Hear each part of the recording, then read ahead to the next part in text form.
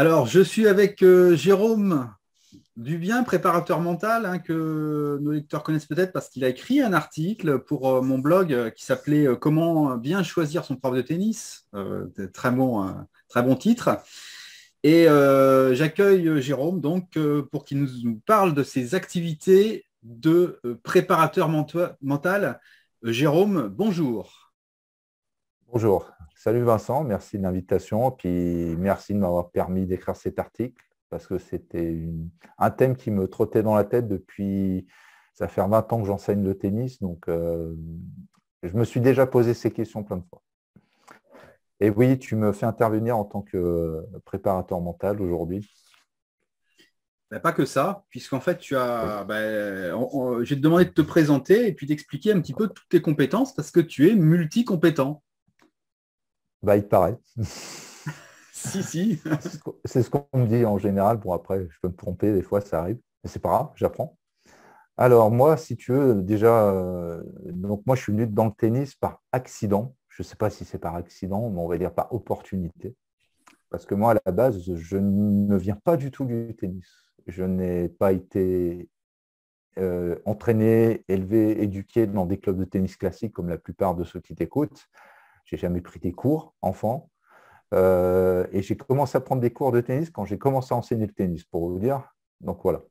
Mais par contre, quand j'étais enfant, vu que je viens d'un milieu plutôt populaire et de parents ouvriers, donc je viens dans un quartier et je regardais Roland Garros beaucoup quand j'étais enfant, donc ça me fascinait. Et puis à côté de l'école où j'allais, je passais à côté d'un terrain de tennis et entre les haies, je regardais toujours des gens jouer en rentrant. Je sais pas, il y avait quelque chose entre moi et le tennis, hein. Après, et un jour, on m'a proposé par des connaissances, des amis, de reprendre un club de tennis parce qu'ils savaient que j'avais joué au tennis, je jouais avec eux en loisir. Et aussi, et du coup, ils ont fait ce pari, ils m'ont embauché. Et pendant 15 ans, j'ai monté un club. De zéro à...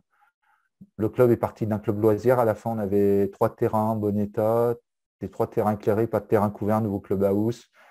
J'étais arrivé à la fin avec plus de 220 adhérents et une année, j'étais arrivé à 140 élèves à l'école de tennis et former des jeunes qui jouent en équipe senior. Parce qu'en général, tu le sais bien, un enseignant de tennis va forcément préparer ou entraîner des futurs joueurs d'équipe, que ce soit déjà chez les jeunes, après ados et jusqu'au senior, senior plus. Et j'ai eu des résultats, j'ai même formé des jeunes qui ont été détectés par la Ligue. Voilà, jeunes filles, jeunes hommes, voilà. Il y en a qui sont devenus une fille qui est devenue deuxième série, d'autres qui sont pas loin. Bon, j'y suis plus aujourd'hui parce que j'ai changé de club, mais on va dire, je savais alterner aussi bien le loisir, le plaisir, et aussi bien la compétition, on va dire. Peut-être c'est dû à mon background parce qu'avant, vu que je viens du milieu, parce que moi, en fait, comme tu l'as dit tout à l'heure, pourquoi j'ai tant de qualité? Parce que moi, j'ai pratiqué énormément de sport. Donc, enfant, j'ai fait de la gym, j'ai fait du foot, j'ai fait du basket, j'ai fait du hand, natation, athlétisme, je fais de la boxe, de la musculation, je continue encore. Ouais. Un peu de badminton, j'ai même fait de la danse hip-hop. Euh, on va dire, je suis très ouvert, j'adore ça, l'activité physique et sportive, quel que soit le sport. Je suis toujours curieux de me dépasser dedans. Et le tennis est le seul sport que j'ai jamais pratiqué en club, comme le foot, très peu. Et, et on va dire, c'est peut-être grâce au neuromiroir, et ben, j'avais cette faculté à imiter les gestes. Et même quand mes élèves me voient jouer, mes gens qui me voient jouer, ils croient que je suis un joueur aguerri, que j'ai de l'expérience et que je fais de la compète, je suis deuxième série, je suis négatif, je suis passé à Roland Garros, je leur dis non, pas du tout. Mais je voulais ouvrir une parenthèse aussi que je trouve importante. Après, on va continuer. Et que moi, je remarque dans le monde du tennis, c'est un peu un parallèle que je fais dans le monde de la musculation, du fitness, c'est qu'il faut, quand tu es prof, les gens ils croient que tu es bien classé, que tu as été très fort en musculation, parce que les gens, ils voient un coach pour il soit maous, il soit très musclé, mastoc, tout ça, et qu'il fasse du bodybuilding professionnel. Hmm. Alors que ce n'est pas ça qu'on te demande en tant qu'enseignant. On te Non. demande d'enseigner. d'entraîner. Et même en enseignant, tu vois, moi, je suis coach de tennis et moi, j'ai plusieurs étiquettes. Parce que moi, par exemple, quand je prends des petits, tu vois, de mini-tennis, et des débutants adultes aussi, ça m'est arrivé, quand ils débutent, pour moi, c'est plus de l'enseignement. Tu vois, pour les petits, j'enseigne, le jeu, le plaisir. Après, quand tu commences à avoir un projet, un objectif de compétition, je peux devenir plus un entraîneur, entraîneur physique, un entraîneur tactique, un entraîneur technique, tu vois. C'est ça, tout ce que tu peux apporter. Après, si tu es aussi éducateur, avant tout, je suis un éducateur sportif, donc j'essaye d'éduquer les joueurs, les élèves, à certaines valeurs que peut apporter le sport, comme le tennis, des très bonnes valeurs qui te serviront dans ta vie. Et je te dirais, même maintenant, je suis coach mental, donc voilà. Donc, c'est pas une étiquette, hein. C'est pas parce qu'on est. Moi, je suis le parfait exemple de quelqu'un qui ne vient pas du tennis, qui n'a jamais été dans ce milieu-là et qui a un recul extérieur à tout ça et qui est devenu prof de tennis. Donc voilà, donc c'est possible. Mais je pense que c'est parce que j'aime ce que je fais et il y a une certaine passion qui s'est développée en moi. Voilà. Pour résumer, donc coach de tennis, donc expérimenté. Pour moi, ce que je remarque, c'est que tu as une grande connaissance dans tout ce qui est préparation physique, fitness, musculation. On va passer rapidement là-dessus. Et tu es aujourd'hui préparateur mental. Et moi, j'ai une question toute simple. À quoi peut servir la préparation mentale pour un joueur de tennis amateur? Qu'est-ce que ça peut lui apporter? Je te dirais, ça peut Concrètement. lui apporter déjà, ça lui apportera un plus que les autres n'ont pas et qui n'ont pas travaillé. Donc, parce que le mental, malheureusement, de mes années d'expérience, parce qu'avant de devenir préparateur mental, moi, je suis passé par, on va dire, toutes les croyances classiques qu'on peut retrouver chez les profs de tennis. Moi, quand je suis arrivé, c'était quoi? La technique. Ça y est, la technique. Hop. Moi, j'ai commencé à enseigner, je faisais les mêmes erreurs, tu vois, parce que bon, tu sais, quand tu n'as jamais été joueur à un très bon niveau, tu n'as jamais été enseignant, donc tu as des profs référents, donc tu penses qu'ils disent un peu la sainte parole, je ne sais pas, mais voilà. Et du coup, c'était la technique. Après, je me suis dit, la technique, c'est limité. Après, il y a eu la période de la préparation physique, tu vois, c'est arrivé à une période. On parlait beaucoup de préparation physique. Et même la FFT avait sorti un très bon bouquin que je trouve plutôt bon sur la préparation physique au niveau des bouquins de la fédération. Et après, on a commencé un petit peu à parler, même encore la tactique, tu vois, je ne sais même pas si on en parle vraiment de la tactique, tu vois, c'est encore un truc qu'on met de côté. Et la préparation mentale, j'ai remarqué que c'était très survolé et c'était du style tu l'as ou tu l'as pas. Ou la préparation mentale, soit c'est fait pour les gens qui sont faibles ou qui ont des problèmes, des problèmes psychologiques quand ils sont en match. Moi, je ne suis pas d'accord parce que la préparation mentale, tu la travailles même quand tu es très fort. Parce que le mental va te permettre aussi de passer des étapes, des caps. Et pour des joueurs amateurs, donc quand tu dis des joueurs amateurs, on va dire en pourcentage, c'est la plupart des joueurs de compétition au tennis, vous trouverez surtout des quatrièmes séries, c'est-à-dire de non classés à 31. La majorité en France, oui, ça peut les intéresser, évidemment. Pas que les troisièmes séries, pas que les deuxièmes séries. Moi, je pense sincèrement que, avec recul, je pense que la préparation mentale, c'est un plus que tu donnes. Comme tu sais, il y a les piliers de la performance. Donc, il y a la technique, le physique, la tactique, le mental. Après, il y en a d'autres qu'on peut rajouter, l'hygiène de vie, plein d'autres choses qu'on peut rajouter. Mais le mental, j'ai vraiment l'impression, au tennis, je parle du tennis, hein, un sport que je connais, je pense, qui est vraiment mis de côté, quoi. Où j'ai l'impression qu'on commence vraiment à en parler, mais on ne s'y investit pas vraiment. Mais pour les joueurs amateurs, ouais, moi je veux dire, un exemple concret tout simple. Euh, tu es 32 par exemple. Euh, tu t'entraînes bien, tu as une bonne préparation, tu prends des cours collectifs classiques, puis de temps en temps, tu prends des cours individuels avec le coach de ton club, et puis tu as un programme à l'année, tu as une match par équipe, tu te dis, allez, je vais quand même faire 10 tournois par cette saison pour essayer de monter en classement, tu vois. Et puis il se rend compte qu'il n'y arrive pas. Peut-être parce qu'on va dire, ouais, parce que techniquement, ton coup droit, il n'est pas bon, parce que physiquement, tu n'es pas très sérieux au niveau des déplacements et tout, tu n'as pas une bonne condition physique, ce qui n'est pas faux, et parce que peut-être tactiquement, tu joues complètement à l'envers, tu vois ce que je veux dire. Mais en fait, peut-être le vrai problème, ce n'est pas ça. Le vrai problème, c'est que le mec, peut-être, ou la joueuse, peut-être qu'il se projette trop dans le futur, tu vois, la projection, se dire, je vais jouer des joueurs mieux classés que moi, et ben peut-être que je vais être moins bon, tu vois. Peut-être parce que je ne peux pas les battre. C'est des croyances limitantes qu'on se met dans la tête. Et du coup, ça crée des émotions pendant le match. Toutes ces émotions, ben, des fois, peuvent te faire sortir du match. Et ben là, tu auras peut-être besoin d'un préparateur mental. Et là, peut-être tu aurais besoin de travailler le mental plus précisément.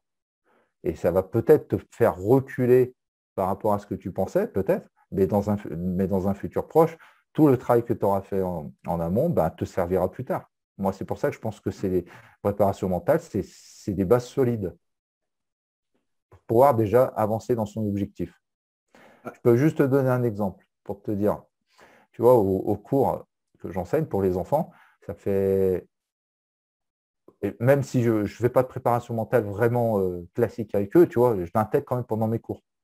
Et ben, tous mes élèves que j'ai, je leur demande leur objectif. Que ce soit des petits du mini-tennis aux grands adultes que j'entraîne des fois. Je leur demande leur objectif. C'est quoi qu'est-ce que tu veux faire au tennis? C'est quoi? Et ils me disent, et quand c'est des petits, ben, ils me disent, aujourd'hui, c'est m'amuser, jouer avec mes copains, tu vois. À partir du moment-là, tu connais les objectifs de chacun. Et ben, à partir de là, tu mets du sens à ce que tu fais.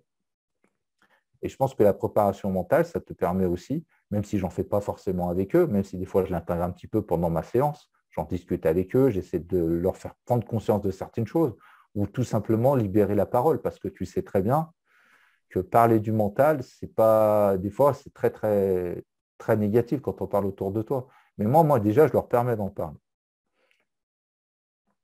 Je ne sais pas si j'ai été assez clair. Si, alors concrètement, moi j'ai des lecteurs, par exemple, qui gagnent le premier set et qui perdent le deuxième systématiquement. Alors, est-ce que quand ce genre de schéma se répète, est-ce qu'il n'y a pas quelque chose à creuser, quelque chose à travailler justement euh, pour garder un niveau constant entre le premier set qu'on vient de gagner et l'attaque du deuxième qu'on voudrait gagner aussi? Ouais, très bonne question. Et je te dirais, c'est quelque chose qui arrive assez souvent. Là, en fait, je pense tout simplement, peut-être parce que déjà, il faudrait savoir pourquoi il se relâche autant que ça. Peut-être il a peur, tu sais, la peur de gagner. Je pense que tu as déjà entendu ça, pas que dans le monde du tennis, hein, mais dans le sport, des fois, la peur de gagner te désinhibe, je ne sais pas si on peut dire ça, ou te rend plus mou. Et du coup, tu perds toutes tes qualités que tu avais au premier set. Et du coup, tu sors un peu de ton match. Peut-être qu'il se projette trop. Peut-être qu'il s'est dit, j'ai fait le plus dur.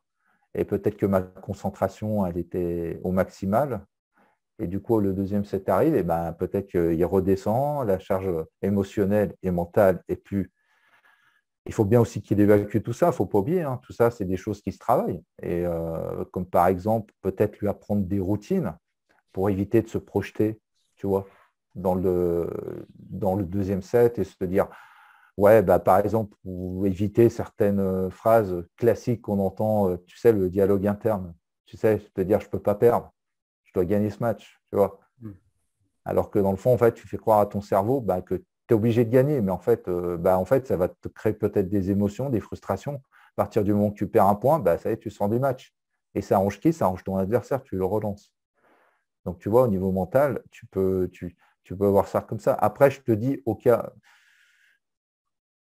après, je ne connais pas vraiment les personnes. Moi, je t'en parle de façon plus générale parce qu'un exemple, je ne connais pas le joueur, je ne sais pas comment il joue, je ne connais pas ses personnalités, je ne connais pas ses capacités mentales, parce qu'on en a tous, hein, forcément. On a des points forts, des points faibles, mais mentalement.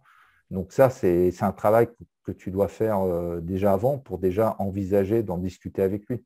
Si par exemple sa demande, ça aurait été pourquoi quand je suis en match, je n'arrive pas à gagner dès que je gagne un premier set, tu vois, ça peut être un objectif et un préparateur mental peut te faire travailler dans le futur. Et peut-être tu puisses passer le cap. Ok. Est-ce que tu pourrais nous raconter une histoire d'un joueur que tu as suivi et Quel progrès il a fait, quel progrès la préparation mentale lui a permis de faire. Ouais, j'ai un très bon exemple. Ça, c'est intéressant. En fait, la première année où j'ai eu mon diplôme, je suis arrivé dans mon ancien nouveau club, ils avaient besoin de moi. Et du coup, il y a un élève que j'avais, que je connaissais depuis qu'il avait 10 ans quand même. Et là, il avait 17 ans. Donc, ça fait 7 ans que je le connaissais. Et il a eu besoin de moi. Il prenait des cours collectifs classiques. Et il a besoin d'un cours individuel avec moi. Donc, en fait, ce que j'ai fait de la préparation mentale intégrée. Et avec l'histoire du Covid qui est arrivée, donc vous connaissez la période. Donc, du coup, j'ai pu aussi mettre en place des séances plus classiques d'un préparateur mental parce qu'en fait, tu fais des entretiens en fait, que tu fais à peu près tous les 15 jours.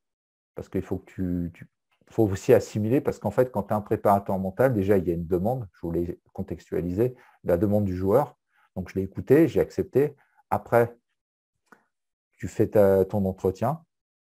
Et tu demandes aussi un outil, parce que moi, ce qui est important pour un préparateur mental, si par exemple je travaille avec toi, je te demanderais de prendre un carnet, parce que c'est un outil de travail. Un carnet, n'importe quel outil qui te permettra d'écrire tes prochaines séances, tes axes de travail, tout ça.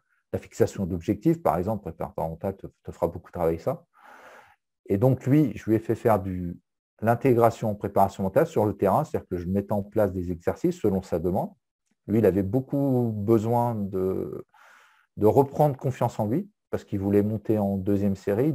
Il a été 15-1, je crois, à l'époque, et il était redescendu 15-3. Et par moment, en match, il perdait un petit peu ses moyens par exemple, quand il jouait contre des joueurs moins bien classés que lui. Par exemple, des fois, il perdait son match. Et alors que pour lui, il estimait que ce n'était pas possible malgré qu'il avait conscience que c'était possible. Tu vois ce que je veux dire? Il y avait Oui. la contradiction. Donc, il a fallu aussi en parler avec lui. Attention, n'oublie pas, un préparateur mental, je tiens à le dire, c'est quelqu'un qui ne juge pas. Moi, je suis préparateur mental, je ne juge pas le joueur ou la joueuse que j'ai en face. Je suis neutre. Donc, il n'y a pas de jugement. Je prends ce qu'il Voilà. me dit. Et on Ça peut change faire de des... certains profs. Voilà, exactement. Et j'essaye, et cette formation m'a beaucoup aidé aussi, la préparation mentale. Tu vois, ça m'a fait réfléchir, moi, en tant que ma posture de prof. Tu vois, c'est très intéressant.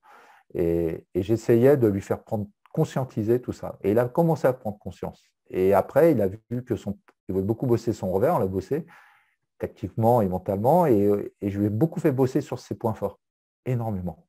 Et mentalement, qui s'appuie dessus aussi. Et surtout, à une période, je lui ai beaucoup fait travailler le haut cas où. Je m'explique. Le haut cas où, tu sais très bien que tu es prêt physiquement, tu es prêt techniquement, tu es prêt tactiquement. Mentalement, ça y est, tu es dedans, tu as toutes les bonnes conditions, tu es prêt pour ton match, tu arrives, tu t'échauffes. Et là, il arrive un truc que tu n'as jamais vu. Qu'est-ce qui se passe? Pourquoi j'y arrive pas? Comment il joue? Qu'est-ce qu'il fait? Tu vois? J'ai essayé de lui faire prendre conscience, un peu travailler le au cas où. Si un jour ça ne va pas, tu dois réussir quand même à jouer. Et surtout, il y a un truc qui est très bien, tu sais, c'est le jeu sur l'enjeu. Il faut rester dans le jeu. C'est ce que j'essaie de lui faire prendre conscience. Il faut que tu restes dans le jeu, mais que tu ne penses pas à l'enjeu. Et c'est l'enjeu des fois, qui le faisait sortir un petit peu de ces matchs. L'environnement, tu sais bien, l'environnement, le regard aussi des autres avec qui prenaient des cours, tu sais, ah bah tiens, tu as perdu, tu es plus mieux classé que moi, tu vois. Tous ces petits détails à la con, des pour gros mots, mais ça peut détruire des gens, des réflexions comme ça, tu vois, c'est pas très positif de dire ça, mais il y en a, ils ne se gênent pas de le dire. Après, mieux de se regarder. Et à la fin de la saison, il y a eu des hauts débats, et tu vois, moi, je le suivais parce que ce qui était important pour moi, c'est un suivi. Un préparateur mental, c'est pas on fait une séance, avec tu me payes, salut, au revoir. Non, non. Il y a un suivi au quotidien. Et même si je le voyais tout en cours intégré et en cours, et de temps en temps, je faisais des séances parce que je n'avais pas le choix, il y avait le Covid, tu vois, en entretien. Il me donnait toujours ses débriefings de match, il m'envoyait ce qu'il avait fait, les points positifs, les points négatifs. Le résultat, c'était la finalité, on est d'accord, c'est la finalité, tu as gagné, tu as perdu. Comme ça, tu vois, il y avait un travail, petit à petit, on construisait quelque chose. Et même, je l'ai fait noter je crois, il n'est pas là, il en parlerait mieux, sur sa chambre, il avait marqué, je crois, sur son mur, des post-it, et des phrases des phrases à lui pour rester concentré sur ses objectifs mentaux, tu vois. Tu vois, des petits détails comme ça. Par exemple, une période Je m'en souviens avec le Covid, ça, je sais pas si tu te souviens, on ne pouvait pas sortir, pas courir pour aller faire du sport. Et lui, il était chez ses parents, il avait une maison. Je lui ai dit, essaye d'intégrer une préparation physique, fais du sport, et essaye d'intégrer ça avec du tennis, parce qu'il pourrait faire du mur, et aussi travailler le mental, tu vois. Et j'essayais de lui faire intégrer les trois. Des fois, je lui ai dit, fais une partie d'échecs, tu joues 2 minutes, tac, après tu fais un cross-training, après tu tapes contre le mur, tu vois, des trucs comme ça. On essaye toujours de s'adapter. D'accord. Et pour aussi casser certaines habitudes, tu vois, et ça, c'était un peu au cas où, tu vois. Ça, c'était pas prévu le Covid, tu vois. Et bien, au cas où aussi, il faut le travailler. Et à la fin de la saison, je vais finir, il a fait un tournoi. Il a perdu en finale et il a perdu à 15. Et il m'a dit que le mec était au-dessus. Après, je lui ai dit, c'est la première fois qu'il le jouait. Tu sais bien, quand tu joues la première fois un joueur que tu n'as jamais joué, tu ne connais pas. C'est pas comme il joue. Tu vois ses points forts, ses faiblesses. Donc après, il y a les incertitudes d'un match, de la journée, de la forme du jour. Ça, tu ne peux pas le savoir. Mais voilà, il a réussi quand même à jouer à 15. Et là, je sais il est dans ses études. Je crois qu'il est à Chalon-sur-Saône. Et là, il doit jouer avec des joueurs deuxième série. Donc, je pense qu'il a dû passer le cap. Donc, voilà. Et c'était un de ses objectifs aussi que j'ai oublié, c'était de passer deuxième série. Parce qu'il n'arrivait pas à passer, tu sais bien, le cap, comme on connaît le cap, tu sais, 31, Le plafond 31 vert. bientôt. Voilà. Et puis, pareil pour la deuxième série, tu vois. De 15-1 à 15, après, tout est relatif par rapport à ça. Donc, voilà. Ok. Bon, on va terminer là-dessus. Si jamais il y a des personnes qui suivent cet entretien, qui ont envie de te contacter, bon, je laisserai bien entendu toutes tes coordonnées en description de la vidéo. Voilà. Comment ça se passe si on a envie de discuter avec toi, éventuellement de travailler avec toi sur un projet préparation mentale, tennis? J'ai ma carte. Voilà. Ok. Moi, je m'appelle Rest Focus. Voilà, Rest Focus, parce que je t'avais même demandé un listing de noms. Ouais, ça me Pour essayer plaisait de bien, trouver un rester nom. focus. Voilà, Rest Focus. C'est celui avec j'ai contacté 60 personnes que je salue, et j'ai fait un sondage, et c'est Rest Focus qui l'a emporté. Et donc voilà, sur Rest Focus, c'est @gmx.fr. Vous pouvez me contacter sur mon numéro personnel et sur ma page Facebook, mais je compte bientôt monter mon site internet aussi, donc c'est tout chaud. Donc ça va venir. Voilà, on fera passer l'info. Ben, je te Ouais, remercie, Jérôme, et puis à très bientôt.